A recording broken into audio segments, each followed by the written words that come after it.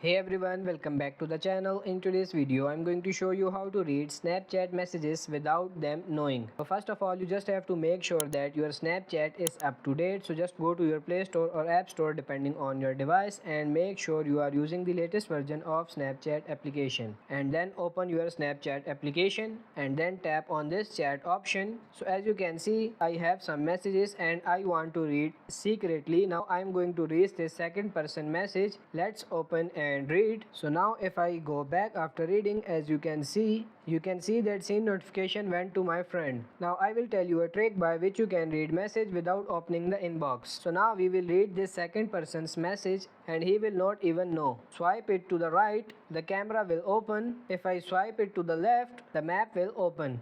You have to secretly read the message any of your friends. Click on his profile and lightly swipe to the left. You can see I have read his message, and when you read the message, slightly push it back like this. You can see the chat is not open and I have read the message. So that's pretty much it. That's how you can read the messages without them knowing. I hope this video was helpful. If it is, like it and subscribe to the channel. Thank you.